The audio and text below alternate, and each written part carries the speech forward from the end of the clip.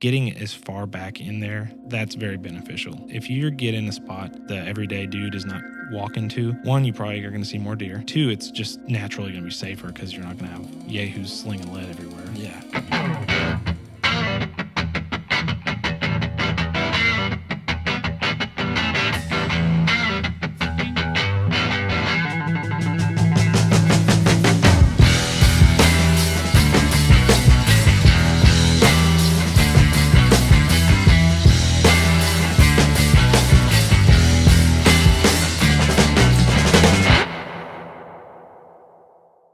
Where'd you grow up, and when did you start hunting deer pretty seriously around here? Yeah, so I was actually born in Atlanta, Georgia, of all places. I only lived there for like 2 years. My dad's family's from Monette, Missouri, which is down in like Berry County. Okay. And when we moved back here, we lived in Springfield, and that's where I kind of grew up. And I'd probably say I started really deer hunting the Ozarks hard. Oh gosh, I shot my first deer when I was like 10. In like the most prime, picture perfect Ozark country known to man. I mean, it was South Berry County, McDowell, Missouri, on like a frosty November morning. I mean, it could have been like a perfect backdrop for the Ozarks. Can't get any better. Yeah. I grew up hunting in South Georgia, which was night and day difference. So when I really started hunting here, granted, I didn't really know any different because I was a kid. Yeah. But 10 years old. yeah, like progressing through middle school and high school and even college, I would just learn steadily each year as I went on about deer hunting and specifically hunting them in this kind of country, which is very unique. Obviously, you guys know, but maybe not a lot of people know. It's a lot different than when people think of Missouri. Sometimes they'll think of like north of the Springfield Plateau, right? So like Jeff City and out, but down here it's a whole different ball game. It's tough. It's tricky. Mm-hmm. These deer, they know how to use terrain to their advantage. They're tracking the thermals, the wind, how it swirls in these hills and hollers. It's a tough game to play, and it's not. We always talk about it, and Kyle, even you always mention it when we're talking about like the genesis of starting the Ozark podcast was, well, there's a lot of information on how to kill a Kansas buck in between ag fields and bedding, right? Oh, yeah. So it's like, this is one of the very core reasons of like the Ozarks are unique. Like we got to talk about this stuff, right? Dude, this is why the podcast exists. Right. No, that's selling it short. But yeah, I mean, some of the idea was it's a totally different world than anywhere else in the world. Yeah. How do we approach it? Yeah. Which is why I love these conversations. Yeah. Yeah, and the deer, I mean, like I've said, I've hunted in Georgia. I've hunted in Kansas quite a bit, actually. I've killed some good deer in Kansas, and those deer are just so different than like an Ozark mountain buck down here. Some of these, bucks in the Ozarks, may have never seen a human in their entire life, so they are as skittish as all get out. They're elusive, they're sneaky. They don't walk where you think a buck is going to walk, or you'll look at something and be like, oh, this looks really deery, and then the buck is going to walk somewhere you would never imagine a deer to walk. Some like the steepest terrain imaginable. You see this deer come sliding down, and you're like, what in the world?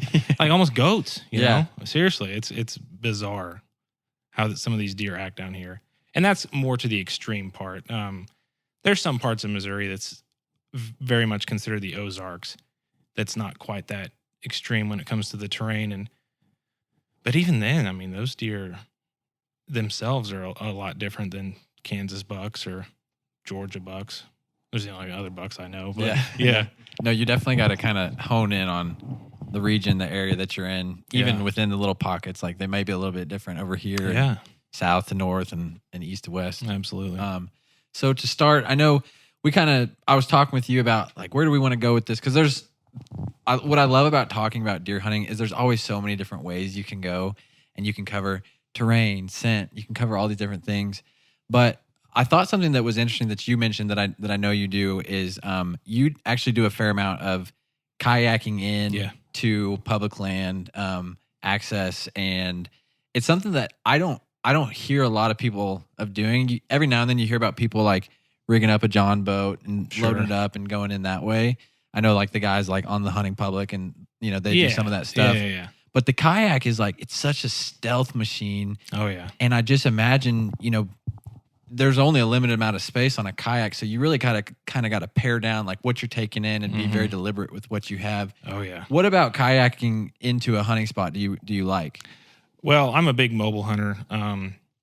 These past like 5 years, I've really had to hone in on moving around, just because private land it's never set in stone. You could have somebody die, you could have somebody sell the land. So, and with me moving around between work, college, moving out of my parents' place when I got to college, I was like, okay, you got to find these new places to hunt, because it's not easy to just knock on a door anymore and get permission like it used to be. Right. So public land was one of those things that I was like, well, it was almost like when I first started doing it, kind of like not really a last resort, but at the time it seemed like that to me. Mm-hmm. So then I really started kayak hunting for ducks at first. And I would kayak in and paddle to these places up, Four Rivers, Shell Osage, stuff like that, lakes. I'd float down, different rivers and shoot woodies. Yeah. And then it kind of dawned on me. I was like, you know what? I could, because all the deer sign I would see and the deer activity along rivers, lake edges. I mean, people who do it, they know that deer are very water centric a lot of times, especially early season. Mm-hmm. So when it's hot and they're trying to find water. Oh yeah, exactly. And so I was like, you know what? And then that also kind of coupled with really learning access. So like, I used to just barge into a place and not think anything of it. And then I kind of started learning from other people and my own experiences, like, oh man, you got to walk in, especially if you're hunting a place really specifically for certain deer. You can't just, go traipsing in there. So I learned that the hard way several times. And I was like, I can get to these places that are kind of remote in my kayak. And I don't really take a whole lot with me, especially when I'm kayaking in, because I got to account for a deer coming out if with you me shoot too. one, you got to drag it out of there. Yeah, and I'm going to plug Crescent Kayaks here for a second. Okay. They're from Georgia, my home state. All right. They make a great boat, and that's what I've been paddling. It's a Crescent Shoaly, and I really like it a lot. They got enough room for a deer. Yeah. Like a platform where you can kind of load them on. Yep, and they've got a pretty good weight rating too. So anyway, there you go. Yeah. Shout out to Crescent Kayaks. Right. So they make a good boat, but and it's there's just something you guys know therapeutic about just paddling a kayak. Absolutely, man. And when you're doing it in the fall, it's just a total game changer. And when you're just out there, you don't have to worry about fishing. You're just getting to and from spots. I'll scout a lot from a kayak. I'll just paddle around and, look at sign on a lake edge or float down a river and just see how many deer I'm seeing. Because there's a lot of rivers that run through big pieces of public, Right. So you can just float a 10-mile stretch and have public on either side of you the whole way. So it's a very unique experience. And I think it's a good way to just really take in the Ozarks in general. Yeah. Because a lot of the Ozarks in Missouri is just float streams all through it. I mean, we have tons of them. You can go anywhere and float a good river in the Ozarks and get to see all the scenery, especially in the fall, Well, I mean, when you pair up those crisp fall mornings with the leaves changing colors, you're seeing. I mean, I always notice anytime you're near a river, a lake, any kind of body of water, you're always seeing a good variety of wildlife too. Like it's not just deer. Oh yeah. It's like, oh man, I saw an otter and a fox and a duck this morning. You were talking about woodies, like all kinds of stuff. It's just cool to kind of be out there and really take it in. Uh-huh. Are you paddling in like in the middle of the night, or like is it dark sometimes?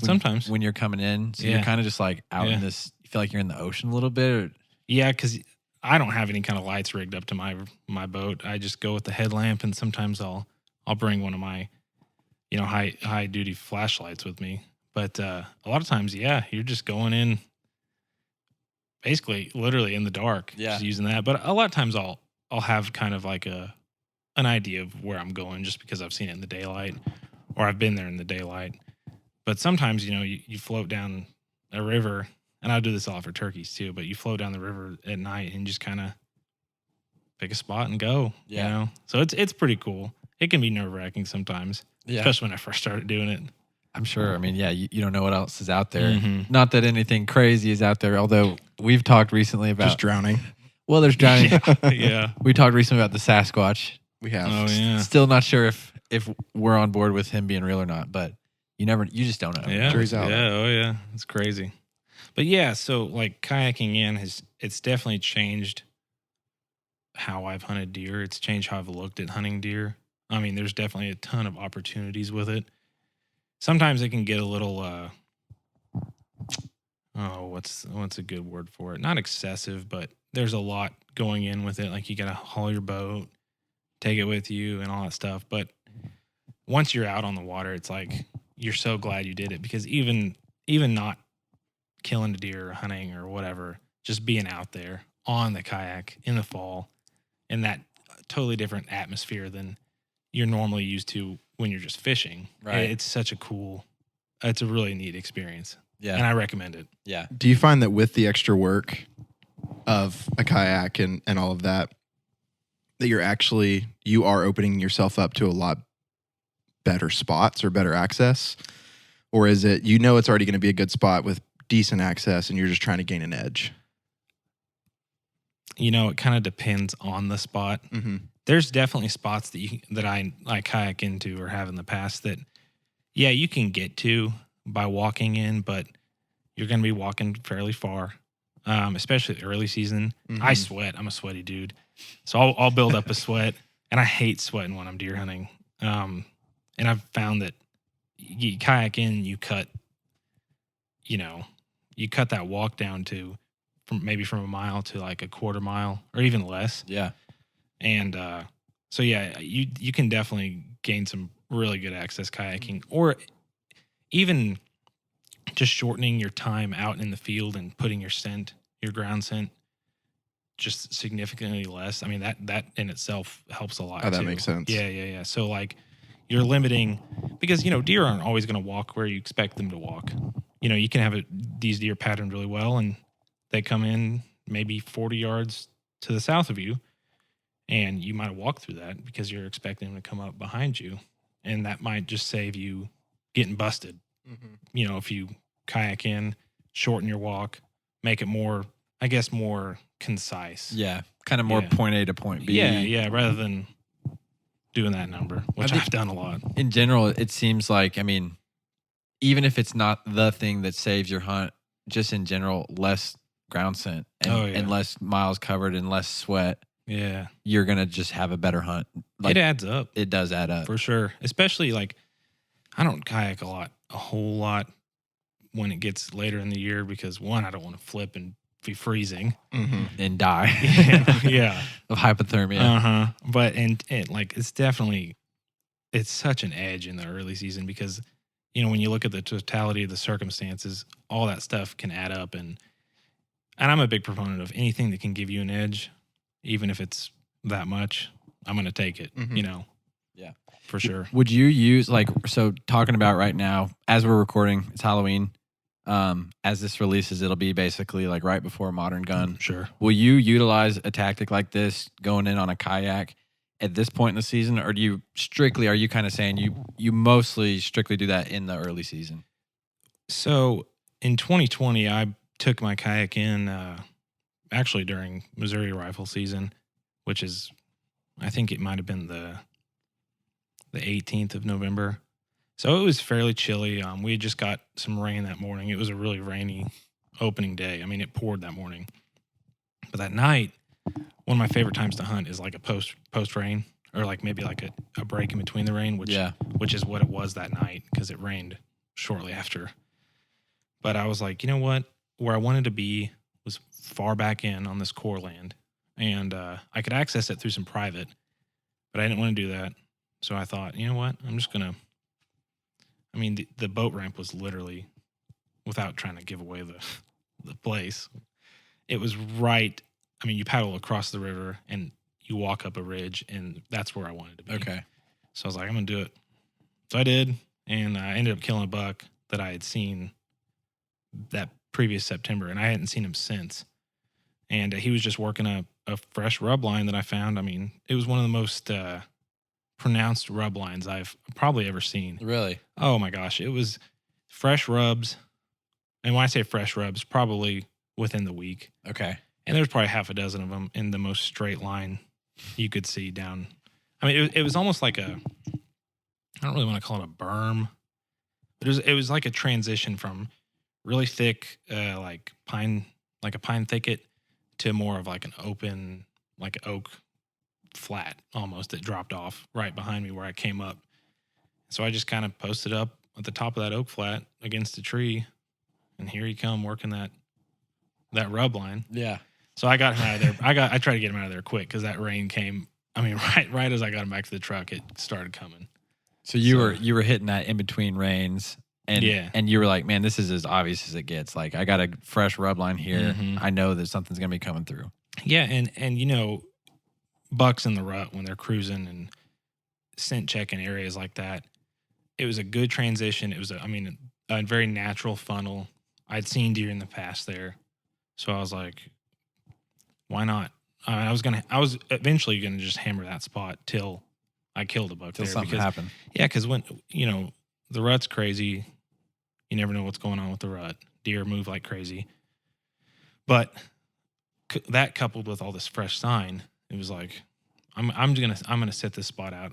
I'm gonna beat it like a dead horse till something comes out of it or nothing comes out of it. But I was honed in on that spot, and kayaking in, it just made it that much easier getting up there. Instead of coming probably the back way where it would have taken you however many miles to get to that spot. Yeah, and who knows, how many deer I would have bumped moving through there, if any at all. But I just think it's easy to paddle a kayak. Mhm. They're not very heavy. 2, they're easy to move around. You can throw it in the back of a truck. You don't need anything crazy. And putting a deer on one, it's not as taxing as it sounds. Once you kind of get it evened out and you get that weight kind of distributed evenly, it's pretty easy. Yeah, it's pretty easy to move one around on one of those things. Yeah, that makes sense. So, what was the date on this hunt that you're talking about? Oh, I think the 18th or the 20th of November. I'd Okay. have to look. So basically the point is, yes, like you still will hunt out of a kayak into the rut. Yeah, especially like, if the situation calls for it, Right. for sure. Yeah. And makes sense. that time it did, and it worked. So that was why that was probably my best success story out of using a kayak to access a spot. Yeah, that's cool. Yeah. Well, not to beat a dead horse. I just thought it was a cool thing that, I don't hear a lot of people doing. I did see somebody that we've talked with, a buddy of ours down in Arkansas. He was paddling in on a kayak the other day, and I was like, man, that's a good idea. Like, I need to try that sometime. Right. Oh, we definitely need to. Yeah. Well, and you have the setup for it. Yeah. There's some nice kayaks. I got a couple kayaks. We need Yeah. to do it. They're not Crescents though, man. Yeah. Sorry, buddy. They're No, it's Arkansas all good. brand, right? No, they're not. They're Vibe. I don't even know where. Oh, yeah. Walmart yeah. brand. Vibe. No. just They're kidding, way I'm just nicer than that, I man. actually used to fish out of a Vibe Sea Ghost. Really? Yeah. It's not the sea. Is it the Yellowfin? No, it is the Sea Ghost. Yeah. It Those is are good boats, man. Those Dude, are good Is boats. it a good deer boat though? I don't know. They're pretty. I think they're pretty narrow. Is the Sea Ghost the one that has the pedal like this and it can control Yeah, the tail rudder. fin, the rudder? Yeah. Yeah, that's the one I got. It's got that front pod. Yeah. Let's Yeah. try it. Hey, You could throw one on there. They got a nice. I mean, their weight rating is. I think it's over 400. It's Yeah. I think it might be 425 or something like that. it's a great one. 400. My wife and I, this was back when COVID happened. It was 2020 and those stimulus checks came out. Oh yeah. My wife and I were like, oh yeah, we're getting some kayaks. Let's do it. Yeah, that's a good investment. Yeah. So we did that. We stimulated Yeah. the economy. That's right. We did Buying a Vibe kayak. We did Yeah. our part, man. Here for it. Buy local. Cool. Let's think it's rut. We're in Missouri. We're in the Ozarks. Kayaks are play. Access is at play. The rut's happening. Mm-hmm. Talk me through like your general strategy of just targeting big mature deer in the mountains when you're, I don't know, thinking opening modern gun. What are you looking for? What are you going after? How are you going to get it done? Yeah. So about that, by that time, I'll probably have scouted quite a bit. I like to take a lot of time midway through October to like the beginning of November to just really put a lot of miles walking and hiking and even paddling around sometimes, and just finding as much fresh sign as possible. Like, when you get those first white oaks dropping acorns, especially in good transition areas. Like, for example, if you're down in the real steep country close to the border, like Mark Twain or whatever, and you get in those hollers and you find like a bench that's got white oaks on it, or even red oaks, just really wherever the acorns Just food. are. Yeah, even browse, stuff like that. If you can find the fresh deer sign on top of these acorns or whatever kind of food's going on, I mean, that's key for sure, because does will be in there, and when that first doe goes into heat, then it's game on. Because then you're bringing bucks from afar, and these mountain bucks, I mean, they will travel like they're crazy. How much? It's like miles and miles. Oh my gosh, yeah. I guess what some studies will say. Yeah, and I've noticed I don't really run a whole lot of trail cameras anymore like I used to. I think recently I found more fun in not knowing the caliber of deer that's out there. Yeah. Rather than just finding pictures of these deer, I like to hunt their sign and then kind of be almost surprised. And you can tell a lot of times what sign a mature buck is leaving versus what sign like a younger buck is leaving. Very obvious things, like obviously like a track. Yeah, the size of a track. Everyone can tell by the size of a track. Or if you look at a licking branch over a scrape, these little peons they're gonna get up on their back legs to try and get high, but they're not gonna get very high. But if you see these licking branches that are significantly higher up, you can deduce that that's probably going to be a big buck. Yeah. Or more mature deer. Or the, bigger deer will make really aggressive scrape marks and almost throw the dirt back when they're making a scrape. Rather, every time I've watched a young buck make a scrape, they're a little more docile with it. Where the big bucks, I mean, they're like digging. Yeah. They're digging in there. But the young guys are just kind of pawing around, just checking it out. So I'll look for that. And about by that time, I kind of will have a good idea of where I want to be for that gun season, because I love to bow hunt. Bow hunting is my favorite. But there's just something different about getting in the woods with a rifle, knowing, hey, I've got more range, I've got more opportunity, and you can hunt differently when you have a rifle. Definitely. You can be more mobile. You don't really have to get in a tree all the time, especially when you're in that steep country. I can't tell you the last time I've rifle hunted out of a tree. It's always been on the ground recently, but so I'll get in there. If I find a spot that is probably going to be kayak worthy, I'll take my kayak in. But a lot of times what I like to do, especially if we're going to stick on the topic of the steeper, more mountainous terrain, is I'll get in there, I'll hunt hard that morning, and then I'll kind of start still hunting a lot. Okay. Now, I say that with a grain of salt, because some places it's not the safest thing to do. Yeah. Just because, public land. Lots of people out in the woods with rifles. That's access. Yeah, that you can rifle hunt. It's like, okay, you never know who's going to be out there. So I think it's one of those things where it's very cliche to say, because everybody says it these days, but getting as far back in there, especially in that situation, that's very beneficial. Because if you get in a spot, and that's where a kayak comes in handy, that you can access that the everyday dude is not walking to. Right. One, you probably are going to see more deer, less pressured deer, or it's more like a spot that these deer are going to be pressured to. And two, it's just naturally going to be safer because you're not going to have yahoos slinging lead everywhere. Yeah. Right. So, right. So I'll do that. Or we like to camp a lot, so we'll get in a spot and we'll camp, and then we'll take off. We'll get up early, and we'll just probably try and put a mile in while it's still dark, just to try and get as remote as possible for that very reason, so we can be a little more mobile. And we had a lot of success doing that last year. The guy you just met and another guy, we went down to Mark Twain, and he killed a decent mountain buck down there. Something to be proud of in that part of the country, especially after hiking. Like I think he shot that thing at like noon or 11, and we had probably done like 6 or 7 miles that morning. Man.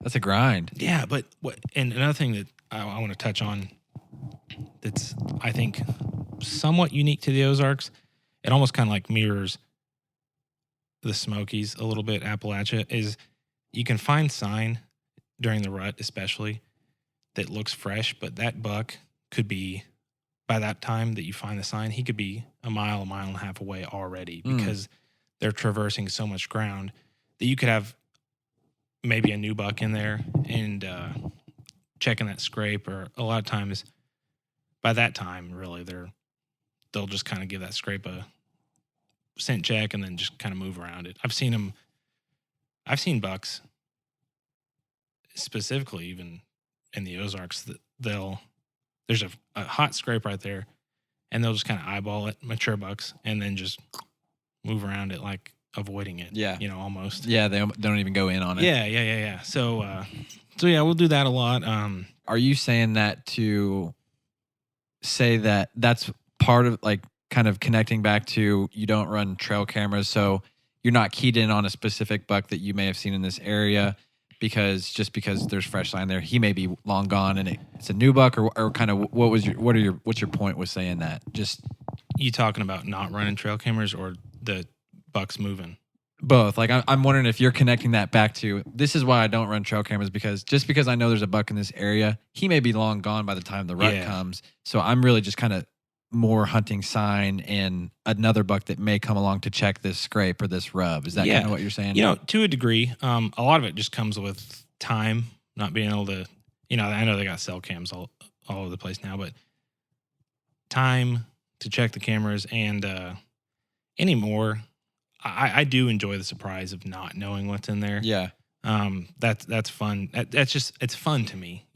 I've gone through a phase where I like finding bucks and hunting a specific buck, but now I'm kind of in the phase where I like finding new terrain and hunting the deer in that terrain as opposed to keying in on a buck, because it's almost more of like you're almost more exploring. Yeah. While hunting. It's like an adventure. Yeah, but almost. Yeah, exactly. Seriously. And new country is always fun to see. But yeah, so especially in that time of year, when bucks get really, really mobile like that, you can, it's almost one of those things like, the only constant thing deer do is not be constant. Yeah. So like, they're always reliably unreliable. Yeah, exactly. So like, I don't want to sit here and say, one thing is for sure, because every hunter does something different. What works for one guy might work for a different guy. And sometimes it's just preference, but I don't like to get too focused on a spot, especially during the rut in the Ozarks. Now, it might be different if I'm hunting Kansas, but that core area in the Ozarks is just going to be that much bigger, especially when they're chasing does through that country. So I won't take that kind of sign with like a super big notion that I want to hunt that specifically. Yeah. Now I'll try and follow it almost, or connect a lot of different dots as opposed to just that one. Mm-hmm. And this is specific to that kind of terrain. It might be different if I'm up hunting around the lakes here, or if I'm hunting, flatter ground that's not necessarily steep ridges. But for that scenario specifically, I like to just be as mobile as possible, cover ground. The bump and dump method is a really good method for that kind of country too. And a lot of people don't realize it, or they'll think, they'll look at it in more of like a black and white, I think, thing. Like, you bump the deer, and you come back the next morning and it's bad, like the classic bump and dump method. But there's variations of bump and dump. I mean, I actually got it from watching The Hunting Public a couple years ago. I think that's the first time I heard of it too. Yeah. Mm-hmm. And so for someone who doesn't know what that is, you're kind of saying that, like, classic bump and dump, that would be, you walk into a spot, you spot a deer, you literally bump it out of its bed, and then that, like, okay, I'm going to come back and hunt this spot. So I'm, and one of your followers might correct me if I'm wrong, but I'm almost certain the guy that kind of coined that was Andre DeQuisto, Lone Wolf Yeah. guy. Okay. And Traditional, but what's his Instagram? It's like traditional something. that's his son. Oh, That's Cody. That's Yeah, Cody. Okay. Dying breed bow hunter. That's right. Yeah, so Just a cool family. He's all tatted up. Yeah, It's like, exactly. That guy looks So awesome. they do lone wolf custom gear, and back Yeah. in the day, he was really big on purposely bumping a deer from where its bed was, getting in there early as can be, and he was very confident that deer would come back and he'd kill it that next morning. In that same day or the next morning? I've heard of guys doing it the same day, Yeah. Okay. but again, it just conditions, time of year, Yeah. terrain, all kinds of stuff goes into that. And they were very good at that. But the kind of like method of bump and dump that I was kind of talking about was you kind of bump a deer out of, I guess, that area in the Ozarks that he's cruising, or if he's on a doe or whatever, feeding, wherever he's doing in that area. A lot of times I found that they will be back at least in that core area, maybe not on that same ridge system, but maybe in that drainage that drops off, or like on a bench or a shelf or whatever, saddle, whatever, maybe somewhere in that area, they'll come back because they're there for a reason, right? Yeah.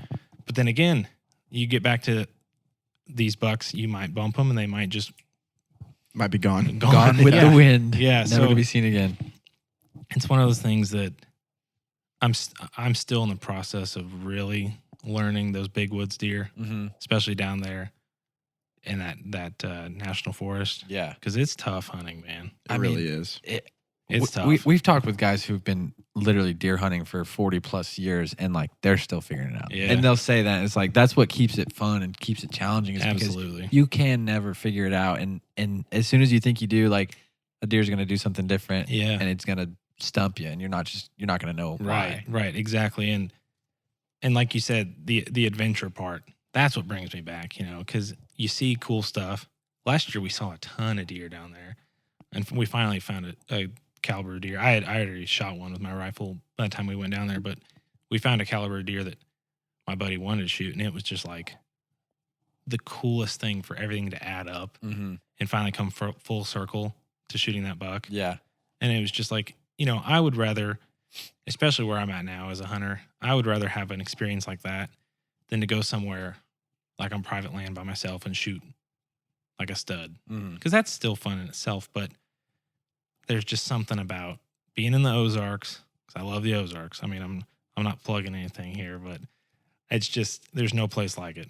And to kill deer in terrain like that where not a lot of people are killing deer, Yeah. you feel very proud. It's the reward behind the challenge. Yeah, It's like it yeah. makes it worth it when you finally pull it off. You're like you realize the magnitude of what you've done. Yeah, exactly. And I think, and I'll say this, I think it's killing that deer was more challenging than you going out to like your back 40 on some private land and killing a 150. Yeah. Because I've done both, Yeah. and you just can't beat that. You really can't. And those kind of hunts and those kind of trips, I will rank them higher than any wall hanger I've ever killed. Yeah. I love it. And you're hitting on some important things here. The mystery of it, the joy of that in hunting Ozark mountain deer, I think is what brings me and many, many, many other people back to it year after year. You're talking with people, say it's in Kansas, for example. We Right. seem to hate on Kansas on this podcast. I don't want people to think we're Kansas haters. Anyone from actually, at Kansas is all. like these guys hate. Totally. We really don't. Me. You'll actually have a small corner of the There's Ozarks here. technically So part of the we Ozarks there. count you. There we go. Yeah. Very small. But you hear the Rather- stories of the guys who say they own some land and they're like, man, I'm growing deer out here and I'm Right. passing the 130, the 140, the 150 forever. Crazy. And in these woods, you're never doing that. It doesn't. I don't Ever. care how highly you think of yourself, unless you're actually just that amazing at deer hunting in the Ozarks. But man, 150-inch Ozark mountain buck comes walking by, you're shooting it. It's dying, Dude. right? Like you're going for If it. you're not, like, what are you doing? If you're not like, so we're passing up what I consider like growing deer out here, dude. I'm passing up the yearling forked horn Yeah. to like hope that he gets bigger one day. Right. But just the caliber of deer that are in the woods, when they get big, it makes them, like you're saying, that much Oh, more yeah. special. Oh, and yeah. when you're talking trail cam strategy, and then I have one more thought, and then I'll shut up. But I was talking with a buddy recently, and he was asking me, we were just texting. He's like, dude, are you running a bunch of cameras this year? I was like, no, 1, I don't have time for it. 2, I don't have the money for it. 3, I'm actually kind of tired of it. Exactly. I like a trail camera for bear hunting. I like to just know Sure. what bears are showing up. But I would rather spend my time in the woods just observing what's around me naturally and being surprised by it, being willing to even be surprised by it because I think it's fun, rather than trying to target a specific buck. And I've realized in my years of hunting Ozark mountain deer, I can find a deer on camera and get really excited about it. See him early season, never see him in the rut. Yeah. See him late season. Then I know he's there if he Right. survived, and we have some stories like that. But Sure. trail cameras just have not been an essential part of my strategy in trying to find deer. What has been an essential part of the strategy is recognizing the seasons, which you're talking about, Mm-hmm. which I think is really important. And I do want to hit on it. The amount of guys I talk to, and I'm guilty of this and have been in the past, who hunt deer in the mountains in October like it's the middle of November. So they're calling aggressively. Yeah. They're seeking out fresh scrapes and rubs and planting their butts over them and never moving. All of that kind of stuff. And then they hose themselves and get burned out. Yeah. Like, that's a bad strategy. I've done that. Right. And then you have a bunch of other guys. So I've hunted that poorly. And then in November, I turn around and try to hunt it like you should be doing in October. Yeah. Because you're like, well, this didn't work. So maybe if I find the right food or the perfect Mhm. spot or the best pinch point or whatever, when it's the rut, like, find the travel areas and find exactly. where there's food and find where there's going to be doe. Exactly. Hunt like you would or should have been, I guess, in October. Yeah, for sure. And you're going to have bucks coming through. And Right. it could be the buck that's, 10 hours before was 6 miles on the other mountain. Yeah. Exactly. Yeah. I love your approach of, like, I'm just getting in the woods in the right spot to see Yeah. what unfolds. That is so much fun. Oh yeah. And for a long time, trail cameras would, like, I don't know about other people, and I'm not hating on trail cameras. And we were just coming off a couple episodes ago. It was like, that's like the Rustin episode. Dude, that's their strategy. He was and like, it works. He was like, this is how I get it done, and I see a ton of big deer, and I'm able Yeah. to find huge deer and hunt them this way. So it's just Right. interesting how everyone has their own philosophy. Preference. Yeah. Like what I was saying earlier, a different hunter's preference might work for him. Again, for me, the fun, the mystery, the exploring, that stuff right now, especially in my hunting career, takes precedence over, I got to shoot a big buck every year. I want to go out and learn about deer. I want to learn more about the deer itself, how they move, what they do, see them do cool things that, you might not get to see if you're just, I don't know, targeting one deer and hunting like one core area or whatever. Yeah. And kind of like what you were saying, touching on trail cameras and hunting a specific way, like, it just kind of leaves you disappointed sometimes, and it would make you be like, for me anyway, I'd be like, man, like, where is this freaking deer? Yeah.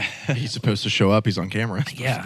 And another thing that I like to say to people is trail cameras are like, they only show you like 30% of what's actually going on. Yeah. And a lot of people put too much stock in trail cameras. And that's where I kind of, like, not shy from them, but just one of the big reasons I don't use them a lot is because you can kind of get into the mindset where you're taking too much account into what you're seeing on a trail camera when you're not seeing hardly anything. And if you, like, put your trail camera 20 yards down this ridge and you're not getting pictures, that doesn't mean there's not deer there. They could Right. be 30 yards on the other side Mhm. and just not walking by your camera, especially in big woods. You Oh, know? yeah. Oh yeah, for sure. Because, like, you have all this land and terrain and all kinds of funnels, all kinds of travel corridors to pick from. Like, you can pick from sign, but your trail camera placement is only going to be as good as your scouting. Right. So that's where a lot of people, in my opinion, could, I guess, differ when using a trail camera, or could maybe focus on more and not Yeah. get so, like, my shooter's gone. I'm not Mhm. going to hunt. Like, dude, go hunt. Yeah. Well, yeah, it depends at the end of the day what you're trying to get out of it. If you're Right. really good with trail cameras, and we've talked to guys who are really good at it, and you're like the most enjoyment you can have in the woods is targeting that deer, Yeah. that one that you found, and you're keyed in on how he moves and when he moves and what he does and all this stuff, and you love the strategy of trying to get in there and be quiet and be scent free and all this stuff to get that deer, Sure. like go for it. Yeah. If you're like me and you don't have the time to put Exactly. that stuff in, I get the most enjoyment, being honest, put it on record. I just like seeing deer. Yeah. So, like, It's fun. even if the big buck may not come through that area, but I know there's a good chance that I'm going to see a lot of does, some small bucks, whatever. Yeah. Especially leading up to the rut. Like, I love that stuff. I like watching them. Yeah, I want to see Yeah, them. yeah, I think yeah. it's fun to be in the woods with them. Yeah, it is. I've got a spot right now just to kind of in this, but give an example that like goes to it and then move to another topic. I'll say I've got a spot right now that it's new property. Mm-hmm. So I've not hunted it in the past, and this is my first year to actually buy a cell cam. Nice. I'm paying the monthly payment, Yeah. but it's expensive. Like to run more than one, I just feel like it starts to add up, right? Like $24 a month or something like that. Depending on they've got different levels, Yeah. and stuff like that. But That adds up. it does add up, especially if you're trying to run a whole bunch. Yeah. What I like seeing is you're totally right. Like it only shows such a small percentage of Mhm. actually what's there, because even in times where I've hunted nearby this camera this season, I've had some good sign on camera, but like the last 3 hunts I've been out to this little area, because it's not a huge place, Yeah. is like half of the deer that I see are nowhere near the scrape and the Yeah. camera and everything that's going on there. But you're still seeing the deer. But I'm seeing them. Right. And so I know that like, man, yeah, it's been 3 or 4 days in a row where like I haven't seen a deer. It doesn't mean that the shooter that's been coming in or the couple of different deer that, the mature doe or whatever's there isn't coming in and just going around and going a different way. Right. And so anytime that I start to think about that, like, I'm just like, no, man, it's time to go. Like, Yeah. we're hunting. It's hunting season. I've got a free Saturday. Like, I'm getting out there. I Yeah. don't care if I haven't seen deer on camera for the last 4 days in a row. Right, It's time right. to go. Yeah. And with that, like on the flip side of what I was saying earlier, you can use that negative intel almost to base a new strategy off of. If you're like not getting pictures of deer on one of your cameras, a guy can be like, okay, well, I know there's deer on this property. Mm-hmm. There's sign everywhere. I'm going to hunt opposite of where this camera is, and maybe the deer, and it can lead you in the right direction. Yeah. You can kind of deduce yeah, that area and like take that out of your. yeah, like a Spots. trial by elimination or something like that. Yeah. You can eliminate areas. Hey, this camera not show me deer, but it's showing me the deer aren't here. Right. So I'm going to pick this other spot. They might be over here. Yeah, exactly. And then Yeah. you just kind of pick away at it. Yeah. No, I like that. Yeah. Okay. So kind of changing topics a little bit. Sure. I kind of asked you coming into this, like, all right, man, we're talking, the rut is here. We're hunting in the Ozarks, specifically Missouri. We're hunting in Missouri. You're up here in Missouri. Yeah. As people are getting into the woods and modern gun is coming up, what are kind of 3 key things for the rut that you would say, like, do these 3 things and you're going to increase your chances of killing a good deer? Sure. Obviously, prior scouting is a big thing to me. Even scouting your way in to a spot. Like if you want to get out there midday and slowly scout your way, find somewhere you want to go. That's one of my favorite things to do because you can cover ground, you can see new things, you can see sign, and then you can position yourself in a spot you want to be to hunt. Would that technically fall under one of the 3 things? Because I think so. If you've got, if you're saying scouting, like if Yeah. scouting is one of those things and you're like, scouting is number 1 on that list, and it's not just what you think of as scouting as like preseason, I'm checking out this area, Yeah. or even in season, but you're talking about like day of Day the hunt. of, yeah. As you're walking in, you are scouting. yeah, that's a big. That for me has been huge. I can count, especially during gun season. I can count a lot of stories where I've had, I've got intel of where deer are, but moving in with a gun, midday, moving slow, seeing what I can find, and then picking out a spot. I've had a lot of success doing that. Yeah. A lot of success doing that. I think a big thing for me, and some advice I would give is not to pigeonhole yourself. A lot of the What do old, you mean? like a lot of, and this might, I'm going to explain. Go there. So I have 2 thought processes on this.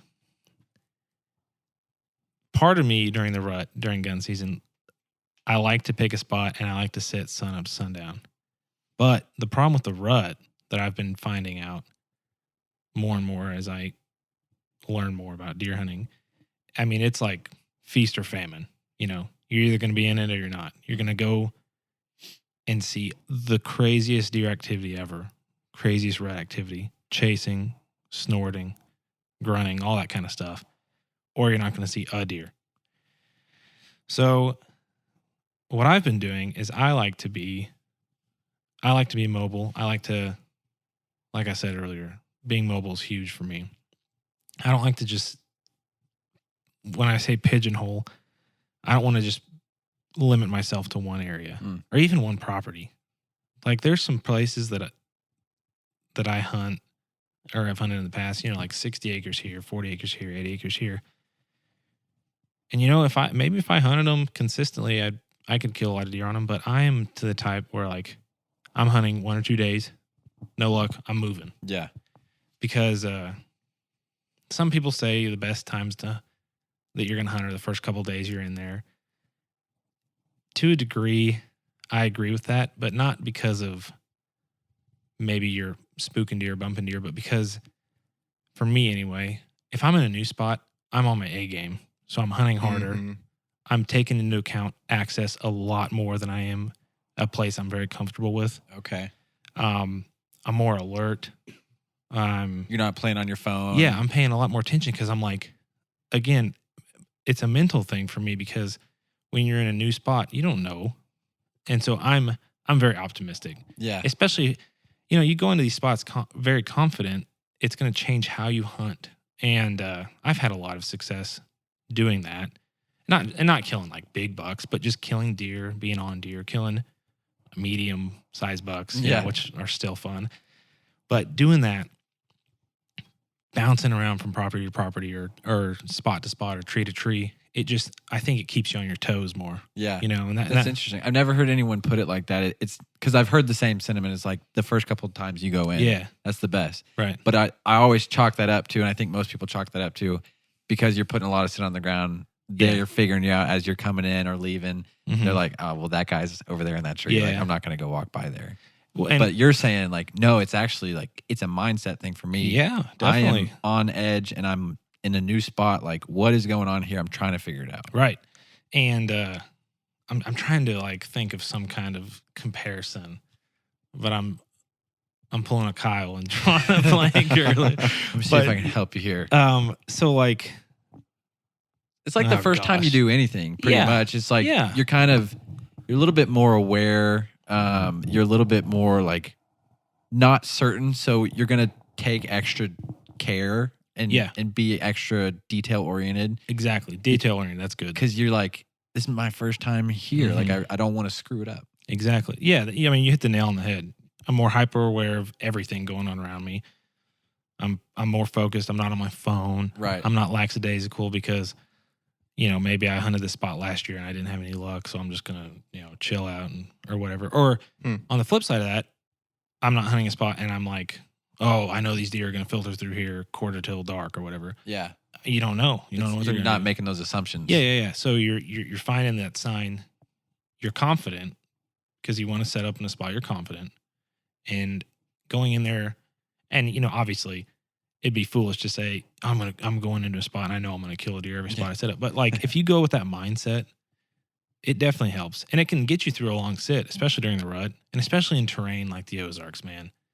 Like you know, feast or famine, because there've been times where I'll go in a spot and I'm like, this is money. Yeah. There's going to be deer here, and then I sit and it's like you don't see a deer, nothing.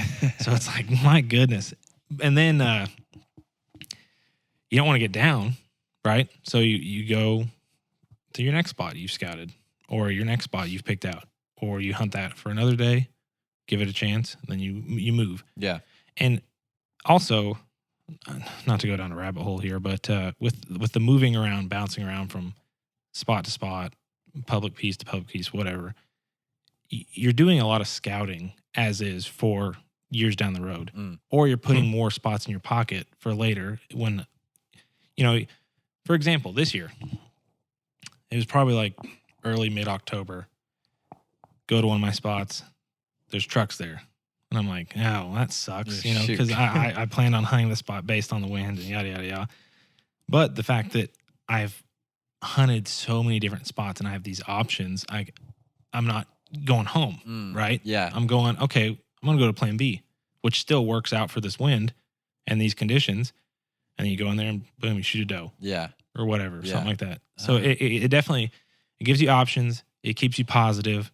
And just putting boots on the ground in new places is so fun to me. I mean, it's so fun. That goes back to what you were saying about having an adventure, like exploring. Yeah, exactly. You kind of do yourself a disservice if like your experience of the Ozarks is that 1 5-acre plot that you hunted your whole life. Yeah. Oh man. or 10 acre or 20 acre. Dude, totally. Whatever it is. I feel bad for people that don't get to experience like the true Ozarks, It's such a cool thing to see. It's such a cool thing to see deer move through it and work that kind of terrain. But on the flip side, you go up in like Southwest Missouri, a little further north than that Mark Twain area. Yeah. That we've kind of talked about a lot. And you get a little less aggressive terrain, but you still have really steep canes, steep hollers. That core land I was talking about, it's up near Palm de Terre Lake. Dude, there's some steep country up there, especially along the river. And but then you get in there, and you get a lot of these like dolomite glades. So like the big glades that are like the rocky bottom or whatever. Yeah. A lot of people look at that and they're like, deer aren't. Why would deer be in here? And deer aren't in there, but it's definitely like an easy travel corridor. And I have found. And I'd like to look into this more because I haven't really got into hunting it a whole lot because I don't really trust those spots quite yet, just because I haven't learned a bunch about them. But you get in these like glades that you just randomly will find, and any part of that is soft and not that rock, I found scrapes in it like crazy. Really? Yeah, and this really kind of came from when I was scouting in 2020. It was still kind of like COVID-y. In November, October. So I had a lot of free time and I scouted a lot of that, and I would find a lot of scrapes in those. You'd be walking, you know what I'm talking about, right? Yeah, like it's these clearings in the woods, and it's basically like a rocky outcropping. Yeah, exactly. Kind of And there's a lot of woods. evergreens in there. Yeah. And dude, anytime that rock transitions to like dirt or any kind of soft stuff, I would find a ton of scrapes. Really? Yeah, but you look at that and you're like, is this not? Are these night scrapes? Like, is this night activity? Like, how in the world would you hunt this? But I don't really know how I started on that topic. But it's just I'm scouting. cool to see. I'm glad you brought that up because actually, on that kind of side note, glades are something that are super interesting to me. I've always heard of the Everglades, and I think of like, oh, well, the swamps and stuff like that. That's not what we're talking about. Mm-hmm. What I've heard in the Ozarks, and there's a guy on our list who we want to interview. He's a glade specialist. He works for like the National Forest. And they talk about glades as being one of these areas that they're like one of the most biodiverse areas in terms of habitat, plant life, species. There's like certain types of lizards and just species of all different kinds of stuff that intersect in these little pockets within the forest. And so they're just really cool, to your point, like just cool things to see. Yeah, it almost sounds like an Ozark oasis. Yeah, something like that. Yeah. Maybe we should coin that term. Yeah. There you go. Heard it here first. Right, but yeah, stuff like that's cool to see. So you said, is the first thing then scouting? Would the second thing back to be the point. staying mobile, or are you including that in the first one? No, I would say, I would say that's its own thing because like I think so. you scouting is one thing. But then, like I touched on, the mental side of staying mobile, moving around, putting new spots in your pocket, being positive, all that good stuff. That's like another thing in itself. And that's something I've really learned as of late. Like, really, I really started learning a lot of this stuff in college when I had more time to just skip class. Yeah. Oh, man. Don't even get me started on skipping class.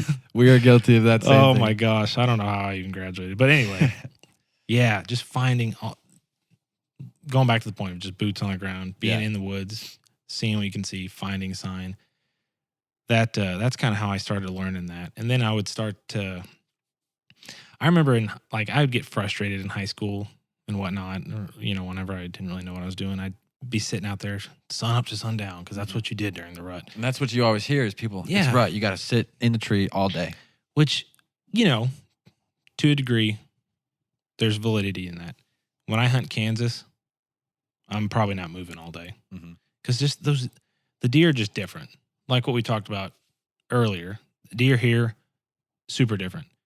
Deer in Kansas, they respond to calling a lot better than anything I've ever seen here. Rattling. You can Yeah, rattle. we've heard that a lot recently, too. Dude, you can rattle bucks in left and right, and you're like, and they come quick. Like my biggest deer I've ever killed, I grunted him in on Halloween night. And I mean, it was just like ears back, hair bristled up. He was ready. And you do that here, and it's like you grunt, rattle. You might not see anything. Yeah, it's like I think I scared all of them away. Or I had a time once where I was hunting some public land in high school, and I grunted, and here comes this buck. And looking back now, he was definitely on edge. At the time, I didn't really know it. He gets like probably 35, and I draw back, and I give him just a little meh. The second that meh left my lips, he was just turned on a dime, snort, blew at me, just gone back the way it came. I was like, what in the world? You know? So just different deer, man. Yeah. Different deer. And like you were saying, you get a big 130, 140-inch deer here. Oh, my gosh. It's just so much different than that kind of deer out there. Yeah. Or even like, you know, anywhere else. Northern Missouri. Mm-hmm. When you cross the river, it's just different. Yeah. You know? The deer are different. We need to get somebody on our podcast who was like, no, I rattle in the Ozarks and it works. You know what I mean? Because we've heard from so many people who are like, do. it just does. I haven't seen it work for me. I'd be really curious to hear from someone who's like, no, it works. You just got to do it this way. Like, this is how I do it. I think, oh gosh, I think I've rattled in 2 bucks in Missouri. One of them, I was hunting a private piece in kind of like a bigger field. Yeah. And I rattled him, and it was almost just like a curiosity thing. He came out in the field, and I shot him. The other one I rattled in was 2017. He was a mountain buck up by, well, I'll just say it was up by Palmy. Okay. And it was like, you know, pretty picture perfect rattling. And he came in all bristled up, looking around, and I was like, well, that actually worked, you know? But I think those are like the only 2 times I've ever had success rattling. And you rattle in like dinks and whatnot all the time that are just curious. Right. What the heck was that? I wonder if it's because they're so mobile and move around and don't. Yeah. They probably just not. I don't know, there's just not like a fight for it mentality as much as it is like I'm going to outrun you for that doe. Yeah. It's very, that's funny you said it, because it makes me wonder like the reasoning behind it. And you might see, I don't know, you might see a buck that's like, maybe hasn't seen another buck all rut, or it just depends on where you're at with deer density, you know? I don't know. Yeah. That's definitely a cool thought to think about. I couldn't tell you. I don't know. I don't know. I've heard if you're listening and you do this, or you know someone who does this in the Ozarks, we'd love to talk. Yeah, reach out. I've heard bucks in the Ozarks rattling, big aggressive bucks one time in my life. When I was a kid. It was I think it was my first decent deer hunting with my dad. Buck comes out in a field, chasing some does. Yeah. Big ol' 8-point, drop him. And still pretty light outside. Like there's probably 30 minutes or so left of daylight. And so we saw him die, didn't move. So we climbed out of the stand and walked over there, and he was like, all right, you know, my dad, I'll go grab the 4-wheeler. You stand here, watch over this thing. If he tries to get up, he was dead. But I was little. He's like, if he tries to get up, shoot him. But I'm going to teach you how to field dress a deer. Yeah. So I'm getting excited to learn that process. And I'm standing there, and I hear behind me in the woods some really, really aggressive fighting, rattling, snorting, all the stuff. And my dad drives a 4-wheeler down. He gets off the 4-wheeler, turns it off. It's still going on. And he's like, what is that? And I was like, I don't know. I was going to go check it out. And he's like, glad you didn't. You could have got run over or something. And so we ended up field dressing that first deer and getting him out. And we then asked the whole deer camp we were with, like, was anybody not really far from that field rattling? And, you know, everybody's like, no. We had no idea what you're talking about. And so all that to say, one time out of now and close to 20 years of deer hunting. And you know, I think a lot of it might have to do, now that like thinking about it as we're sitting here talking about it, It might honestly just have to do with lower deer density, so you're not around it as much, or there's not a lot of deer to be doing it a lot. That might, who knows, that very might be well a reason. could be. I've heard, I watched two bucks fight one time, and I say fight, it was more like a late October kind of spar, Yeah. and but that was more like outside of Springfield, so it was still the Ozarks, but it was private and whatever. So there's a lot more higher deer density on stuff like that. I'm trying to think if there's any other times. I've had buddies send me videos of bucks sparring and fighting and stuff, but like to the true Ozark mountain buck, I just think you see it a lot less. Yeah. Because makes sense. There's just a lot less deer density, and you're probably not running into just a whole pile of bucks like you would on private or out in Kansas or wherever. Yeah. Yeah. That makes sense. All right. So we had two. You got one more for us? Yeah. As it does kind of sound cliche, but like I'll stick to the theme of big woods, big ridges, Ozarks. Just finding deer I've found in those areas, doesn't matter what kind of deer you find. If you find deer kind of in an area, and when I say area, it could be like 80 acres of a 30,000 acre piece. So if you find, which is, that's a big area to cover. Yeah, still a lot of ground. Yeah. If you find deer concentrated in like that area on some kind of limiting factor. So like you find a limiting factor in that area. Like what? Food, water, good travel routes, good thermal hubs. If you find some kind of limiting factor, which is, it's hard to find. It really is in that kind of country. But if you find that and you find deer, odds are you're probably going to find bucks also, because that's where the does are. Odds are does are going to be in heat that time of year. So that's where the bucks are going to be, because you find the does, you find the bucks. Yeah. So my philosophy for when I hunt that way is first just find deer, then start trying to find the bucks. If you're going for killing bucks. If not, you found the deer. You've done it. You did it. Yeah. Which it's crazy to me to think about how hard it is sometimes in that kind of country just to find deer. Yeah. Because like we were talking about earlier, you can find all kinds of deer sign, but those deer, they just move so much more than people are used to whitetails moving, because they have to in that kind of area. Now, I say they have to. It's, again, situational. Deer don't always do the same thing all the time. Right. But they just, from my experience, I've noticed they move a tremendous amount more than other deer I've seen, especially big woods like that, steeper stuff. They're small, their bodies are smaller because they're burning more calories. They're moving a lot more. So they're just harder to find in general. Plus, you get a lot of pressure. I mean, that's one thing I haven't even talked about is pressure, just because, public land is public land. But, so it makes them move a lot more, especially during the gun season. Yeah. I'd like to go, and I don't hunt as much as I want to during bow season and that big wood stuff. I'd like to. I want to. I plan to every year. Yeah. But I find myself during bow season, especially early season, hunting smaller pieces of public or more around the lakes, like the kayaking stuff. Yeah.